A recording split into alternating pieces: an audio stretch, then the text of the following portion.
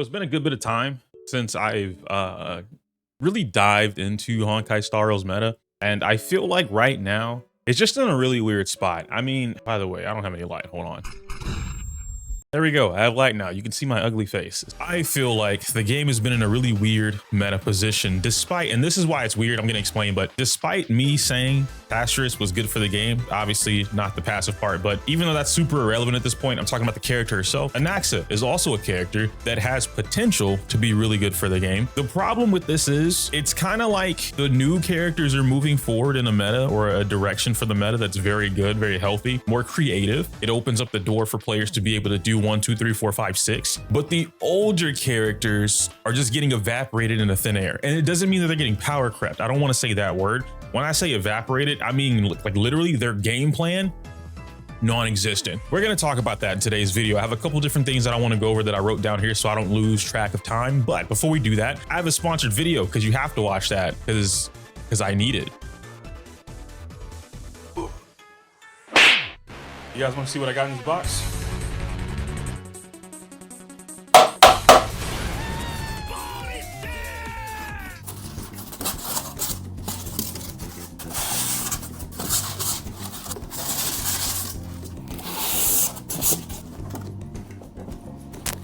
Oh, whoa. Okay. That looks like a giant chunk of titanium. Okay, so the back of the box is actually telling me that it's a junk breaking challenge.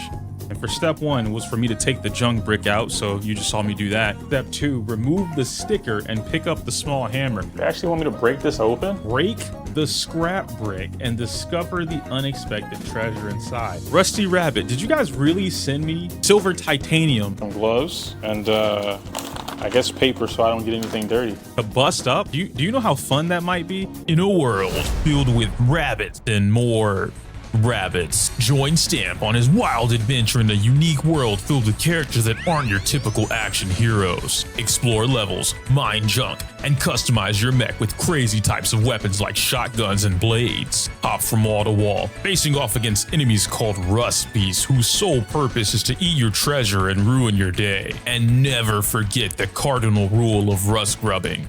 There's gonna be so much cleaning up that I have to do. Let's just move this out of the way, right? Oh, that's cute. Oh, they gave me bunny ears. Can I put this on my dog? Oh, there's more. Ooh, chopstick. Okay, this is a whole silverware set. Wait a minute. You guys know I love me some ramen. Actually, I think today of recording this, I'm actually getting ramen, so I might take these with me. This is a really thick medallion. A Rusty Rabbit keycap, which I do have customizable keyboards, by the way. Aw, a letter. St. Peter and the Reaper.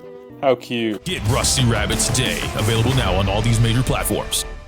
Now, the first thing that I want to really talk about or start with is that this is more so going to be in enemies versus the characters or available characters. Probably best I say that. Enemies versus available characters. And if we look at it from this perspective, we have Flame Reaver right here, right? Now, I'll have some gameplay in the background, but for right now, I'm just kind of showing you guys the enemy or whatever, the abilities they have, all this kind of stuff. We've all fought Flame Reaver. We understand this by now. We also have Nicador, which I do believe is like the previous one, if I'm not mistaken, somewhere around here. This is definitely not the Nicador that I'm thinking of, but that guy's a problem too.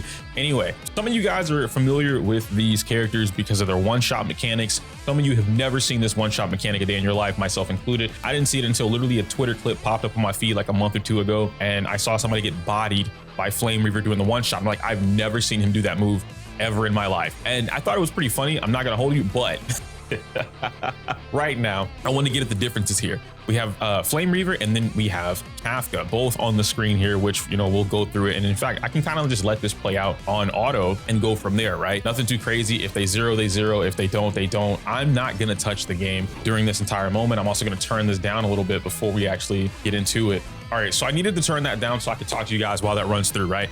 So the whole thing behind Nicador, at least, or not Nicador, Flame Reaver and what's going on and what I'm trying to explain is that these new enemies have mechanics that I genuinely think are pretty positive. I think these mechanics are pretty good for the game, or at least in a turn-based RPG overall. And you guys know how I feel about this. Literally, Expedition 33 just came out. I'm trying it for the first time. And when I tell you there is so much more better, fuck, that's not the way I want to say that either. There's so many more amazing turn-based RPGs that you as a video game player can experience. They're just out there. And if you don't have it, we talked about it on stream. Literally take your $5 a month or $10 a month, whatever you're gonna spend on Battle Pass, and give it to Game Pass on Xbox. And you have a ton of things you can play, including Expedition 33 right now. Now, this isn't a shield for Expedition 33. They didn't sponsor me for anything, but it's just a pure love of the TRPG series, right? Or the TRPG genre. Looking at this from what we have going on right now, Flame Reaver, the whole thing behind him, his mechanic, is taking out his clones. But there's a really key thing that I don't think a lot of the casual or average player audience understands about that. They just kind of do it. You have to take his clones out in a certain order in order to speed up the process of you being able to finish him off. What does that mean? Well, the first time he summons clones is literally his first attack that you guys can see right here. If I line things up in the video, it's like the first attack he does. And then your job is to take out those clones before his next turn, so that on his next turn, he summons clones again. And this is essentially how you take out all of his HP within that time frame. But you need to be also doing damage to take out the clones and bully his HP down to basically about 1% or 0, so that he's able to essentially give you all the damage you need, get his turn back in the same cycle, summon the clones again, and then you take them all out on top of using advanced forward mechanics. And so overall, Flame Reaver is a really cool boss. I like it. I like that it makes you think, it makes you change up how you play it. And then there's two styles of what you can do, right? One style is just full on AoE, and that's where you get Herta, you get Aglaya, you get Castris. These type of characters, the 3.0 characters, right? The 3.0 DPSs annihilate this type of boss. They don't care about picking one target or the one with more HP or less HP. They just destroy it. But then you have something like Zila, and yeah, I know someone's gonna, oh my God, bro, get off of Zila's dick. Oh, you always. I have proof, all right? Shout out to my boy Ken Raroni, all right? He's been doing 0 cycles for Zila for the longest time, literally since the beginning of the game up to this point. And I believe he officially said that coming into the next wave of MOC, 0 cycles for Zila are damn near gonna be impossible.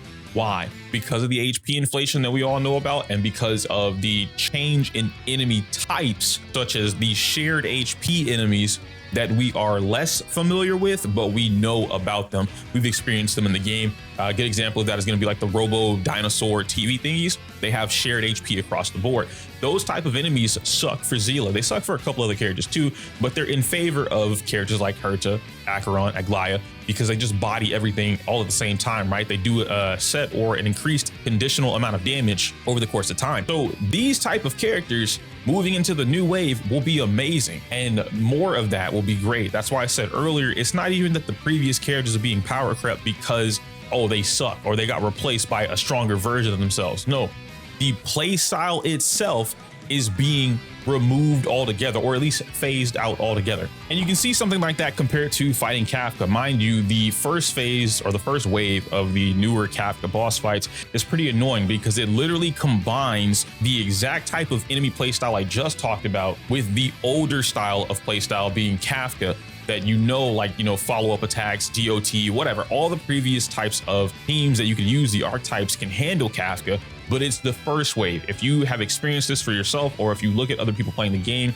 who might be a little more closer to the average player, you can see that the first wave is usually where a lot of people struggle or take the most time trying to clear. And then the second wave of Kafka feels like it's just easy peasy lemon squeezy. And that's exactly because of what I'm explaining right now. And so that takes us into the second or next category that I want to talk about, which is like the usual lack of 4-star alternatives that we seem to not have or have, right? Because that's the lack of, we have that, the lack of 4-star alternatives, we have that thing. This has always been a problem, and I think they're trying. I will say that it seems like Star Rail is trying by giving us the Ruanmei and Luocha, the golden ball thing or whatever, the fact that it's permanent, meaning that they're going to add more. And they've already said it, like literally if you go to the golden bar thing or the golden ball thing, it says like more characters will be added in future patches. We don't know how consistent or how quickly this is going to happen. We also know that we're going to be getting buffs for older characters. Not sure if you guys have seen some stuff, but Silver, that buff looks insane. Okay, I'm not going to talk about what it was because I don't want to say anything that might be a leak or unconfirmed,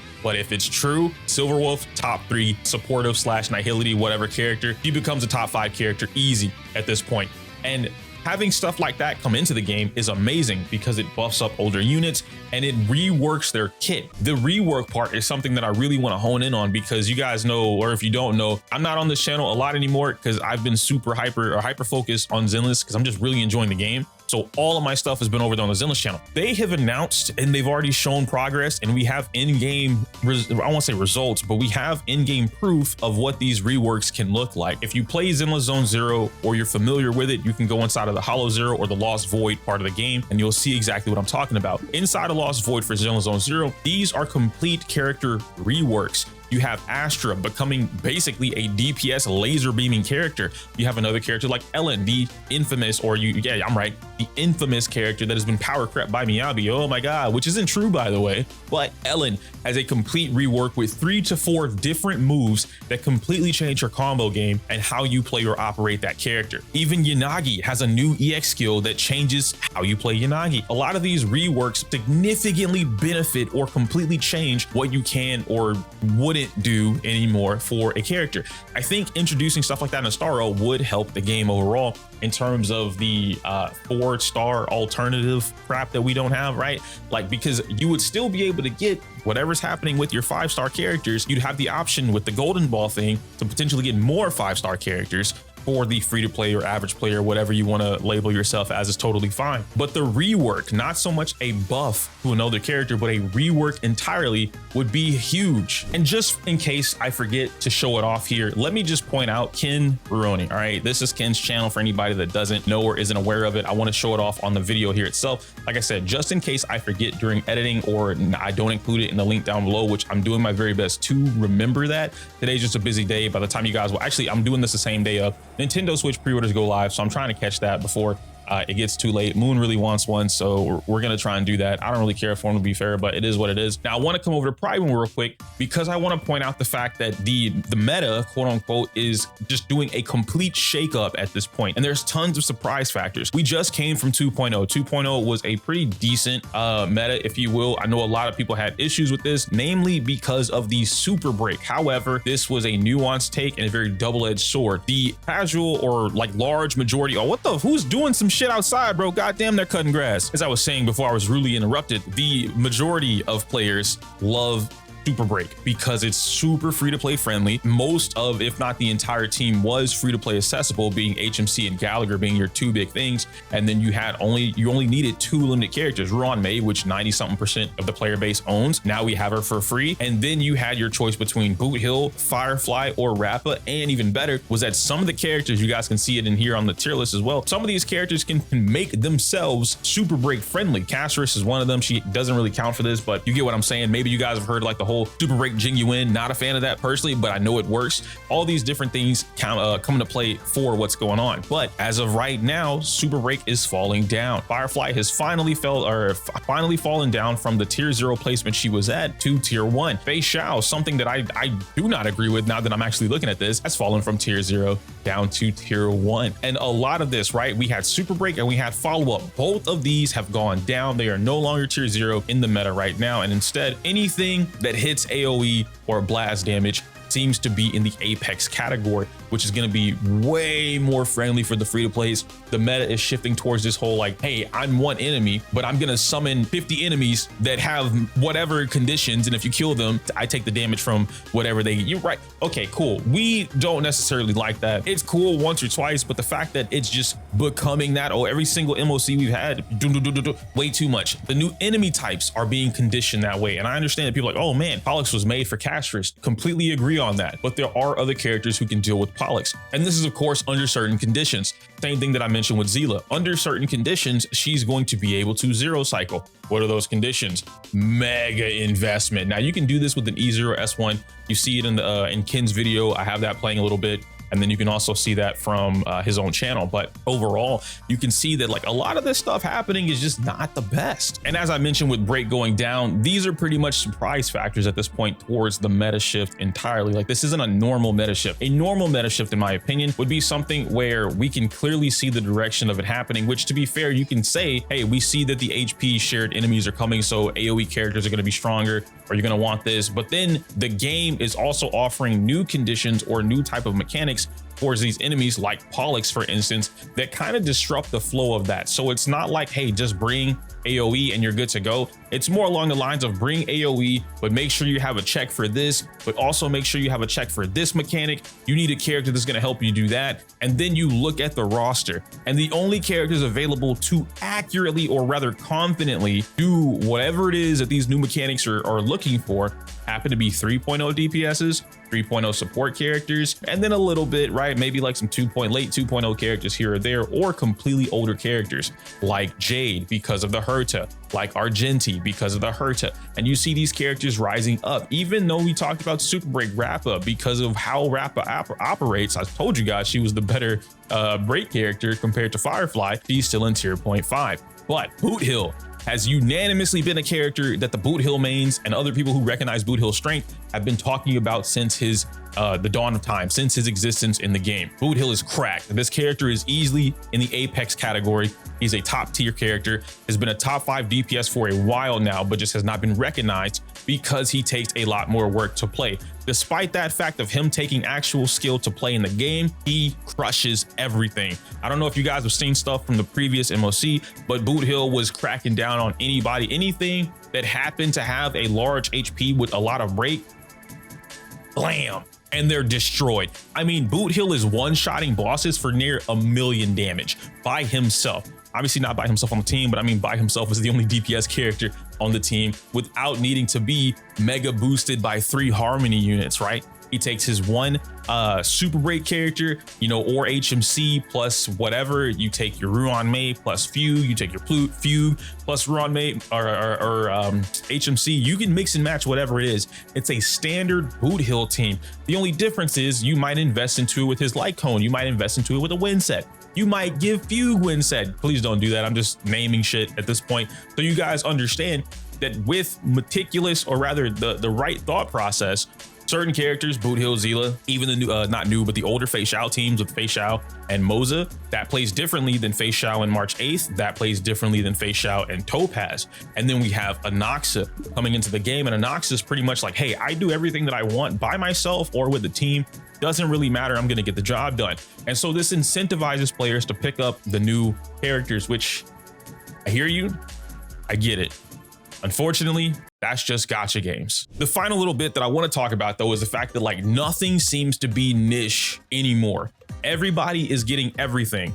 A big thing that I talked about a long time ago with Silver when I was gassing her up and I said, so oh man, every free to play needs Silver. This is like the must pull character in my opinion in the game. And this is early on, like when 1.1, 1.2 when Silver came out, right? And all the way up to 2.3 or 2.4, I continued to say new players would absolutely value from having Silver on their account, but everyone and their mama started getting weakness implants or some form of I ignore your weakness type. I can implant my own weakness. My ultimate implants my own weakness. Boot Hill, for instance, my technique implants the weakness. Firefly and Boot Hill, for instance, right? And then you had supports doing similar things or something along the lines where it's like, hey, we might not weakness implant, but the resistance that you would have to the element, well, we naturally have like minus 39,000% all type res, okay, or minus 24% is pretty average to be fair. Minus 24% all type res. We have that in our kit now, just baked in. Our ultimate, by the way, increases attack by 5 million. Oh, and then if you use our skill plus ultimate combo, okay, well that all type res that was 24, now it's 36%. So there's tons of different things that are happening here, but everyone is getting these things. Tribby, in her own way, shape, or form, is getting that on top of true damage. True damage is a whole different thing that I didn't even think about talking about, but on top of true damage, we have that. We have the all-type res with Sunday. We have defense down characters coming into the game. You have Nihility characters pretty much doing the same thing. And Nihility characters are in a super weird position because something that should be the opposite of Harmony isn't really beneficial in the same way that Harmony is. Harmony is just, it's always been this way, by the way, guys. Harmony is super boosting every character in the game to the point where you don't even need Nihility characters, but Acheron is gonna have a huge resurgence here with Cypher as long as things are playing out the way they are. She's gonna come up pretty cool, which I think is gonna be pretty cool. You know, it is what it is, right? And then like now it's like, oh shit, E2 Acheron Havers is like, fuck, this ruins my game. This ruins my plans. I should have stayed with E1. I should have never gotten E2. And it's like, you know, you can't really predict the future like that. It's hard. Venturing is coming down into the meta as well. And then Ho-Oh went up. So like there's, guys, Long video, I know, but my entire ordeal about this is quite literally the fact that like you can see my frustration. It's healthy, but not healthy at the same time. The characters, right? And then some characters are healthy and then the enemies aren't. And then some characters are not healthy, but the enemies are. And I think right now, Star Rail needs like a big reset. Like if I really had to sit down and figure some stuff out, looking at this from the casual perspective, looking at this from the super sweaty perspective, I think it needs a big reset as a whole. I really do feel like they need to reevaluate the enemy types in the game, the new enemies coming into the game. And then how does this make up for older characters or newer characters, especially with the fact that they're really slow with we're buffing old units. They're too slow when it comes to that. But this might seem a little doom posty despite my energy being pretty high. I know, apologize in advance if it comes off that way. I don't mean for it to come off as doom posty.